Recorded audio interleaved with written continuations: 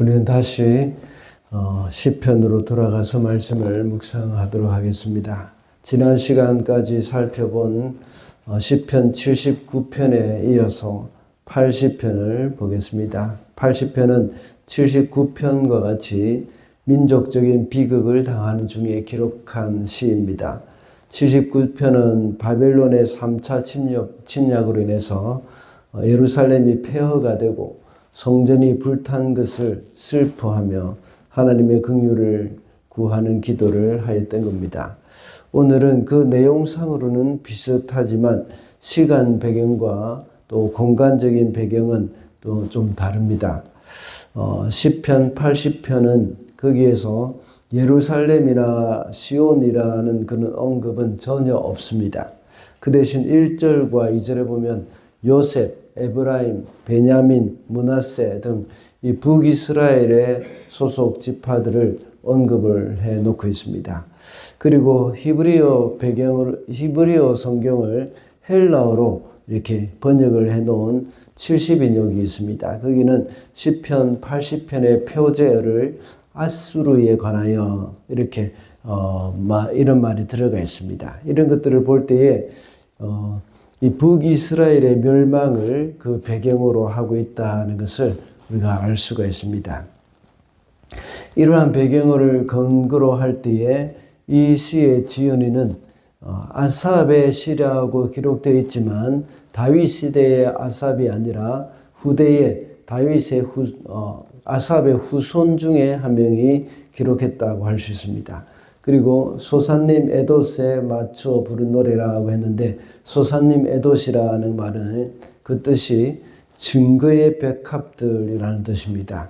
이 노래의 곡조에 맞춰서 부른 노래라고 볼 수가 있습니다.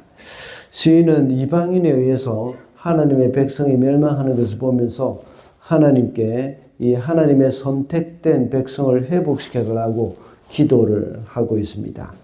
회복을 위한 기도를 하면서 이스라엘 백성들이 하나님 앞에서 어떤 존재인지를 말씀을 하고 있는 것입니다. 그들은 하나님의 양이고 하나님의 백성이고 하나님이 심어다 놓은 포도나무라고 표현을 한 것입니다. 하나님과의 관계를 강조하고 있는 말씀입니다. 그래서 오늘은 하나님과 성도의 관계라는 제목으로 말씀을 살펴보도록 하겠습니다. 먼저 하나님과 성도의 관계는 목자와 양의 관계와 같습니다. 80편 1절을 보겠습니다. 이스라엘의 목자이신 주님, 요셉을 양떼처럼 인도하시는 주님, 귀를 기울여 주십시오. 그룹 위에 앉으신 주님, 빛으로 나타나 주십시오. 시인은 하나님을 가리켜 이스라엘의 목자이신 주님이라고 말씀을 하고 있습니다. 그리고 요셉을 양떼처럼 인도하신다고 말씀하고 있습니다. 여기서 말하는 요셉이라는 표현은 북이스라엘을 가리키는 말이죠. 북이스라엘을 양떼로 표현한 것은 북이스라엘이 양과 같이 연약하고 어리석다는 것을 나타내는 말입니다. 양이 만약에 목자의 보호를 받지 못한다면 맹수의 공격에 의해서 목숨을 부지하기가 어렵다는 것이죠. 그와 같이 이스라엘 백성들도 역시 목자가 되시는 하나님의 보호가 없으면 큰 위험에 처할 수밖에 없다는 말씀을 하고 있는 것입니다. 북이스라엘은 정말 하나님이 싫어하는 일만 했습니다. 북이스라엘 왕 중에서는 한 사람도 하나님 앞에서 바로 살았던 사람이 없었습니다. 모두가 우상을 섬기면서 악을 행하면서 목자가 되시는 하나님을 떠났습니다. 결국은 아수르라는 맹수에 의해서 망하고 말았죠. 마치 양들이 목자를 떠나면 맹수에 의해서 그의 목숨을 잃게 되어지는 것처럼 이 이스라엘 백성들은 목자 되신 하나님을 떠남으로 말미암아서 정말 맹수와 같은 아수르에 의해서 멸망을 당하고 말았던 것입니다. 그러므로 성도는 목자가 되시는 하나님을 절대로 떠나면 안 되고 절대적으로 이제 의존을 해야 하는 것이죠. 하나님을 떠나서는 잠시도 살 수 없다는 것을 우리는 잊어서는 안 됩니다. 사도 베드로는 사탄을 우는 사자와 같이 우리를 삼킬 자를 찾아 두루 다닌다고 이렇게 표현을 하고 있습니다. 그러므로 우리는 늘 깨어 있어야 합니다.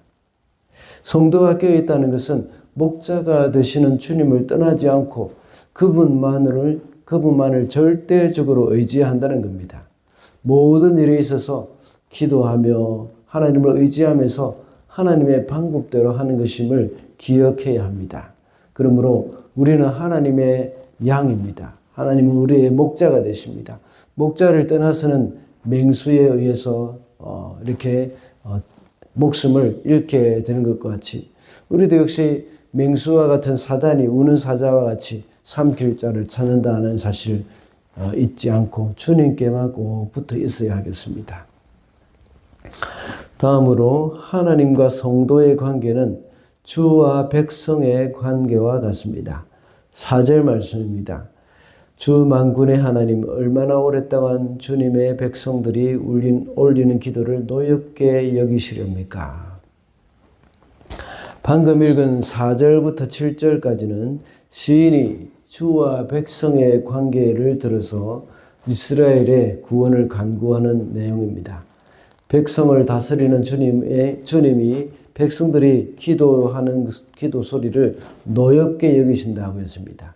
노엽게 여기는 이유가 뭐겠습니까? 백성들이 주께 복종하지 않고 하나님의 다스림을 거부하기 때문이죠. 이스라엘 백성들이 하나님을 떠나서 하나님의 법에 순종하지 않았다는 것을 알 수가 있습니다. 백성이라면 왕의 다스림 안에 들어와야 하고 주님의 법도를 지켜야 하는 것이 당연한 일입니다. 그러나 북이스라엘 백성들은 모두가 하나님을 왕으로 모시지 않고 떠났기 때문에 멸망에 이르게 된 것입니다. 이스라엘 백성들은 하나님을 주로 모시고 살지 않았고 이 바알과 아세라를 주로 섬기고 살았습니다. 그리고 온갖 이방신들을 주로 섬기고 살았던 자들입니다. 그 결과 이렇게 큰 징계로 이어지고 말았습니다. 성도가 백성이고 하나님이 주님이시라면 먼저 하나님의 백성으로서 하나님의 다스림에 순종해야 합니다. 주 대신 하나님의 법을 따라야 하고 그 규범 안에 있을 때에 백성이 평안할 것이고 또 주의 온전한 다스림의 복을 누릴 수가 있을 것입니다. 만약 성도가 하나님이 아닌 우상을 섬길 때는 우상의 다스림을 따르는 것이 됩니다. 성도의 마음속에 우상을 제거할 수 있도록 우리는 늘 애를 써야 합니다. 우상을 섬기고 우상에게 끌려다니는 삶은 더 이상 하나님의 백성의 삶이라고 할 수가 없습니다. 오직 하나님만 섬기고 하나님의 법도를 잘 따라야 하겠습니다. 마지막으로 하나님과 성도의 관계는 심은 자와 포도나무의 관계와 같습니다. 8절 말씀입니다. 주님께서는 이집트에서 포도나무 한 그루를 뽑아 오셔서 뭇 나라를 몰아내시고 그것을 심으셨습니다. 8절부터 마지막 19절의 말씀은 하나님과 이스라엘 관계를 포도나무를 심은 포도원 주인과 포도나무의 관계로 묘사를 하고 있습니다. 식물 중에 이스라엘을 상징하는 식물들이 몇 개 있습니다. 먼저는 무화과 나무가 이스라엘을 상징하죠. 그리고 또 포도나무를 이스라엘의 상징으로 보고 있습니다. 오늘 본문에서는 포도나무를 이스라엘 상징으로 이렇게 말을 하면서 하나님은 포도나무를 심으신 분으로 표현을 합니다. 하나님이 이스라엘 백성들을 이집트에서 이끌어내셔서 가나안에 들어가게 만들어 두시고 거기에 살게 해 두셨습니다. 그것을 가리켜 오늘 본문 8절과 같이 표현을 한 것이죠. 이집트에서 포도나무 한 그루를 뽑아 오셔서 심으셨다고 말씀을 하십니다.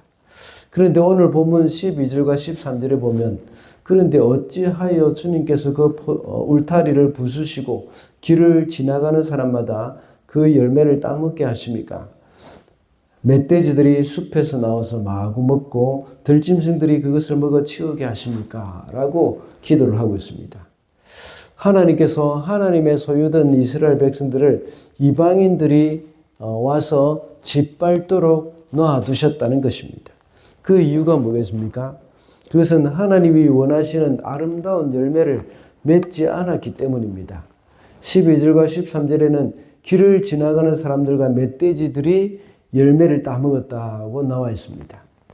이 포도나무는 하나님이 심었지만 열린 것은 하나님이 원하시는 열매가 아니었던 것입니다.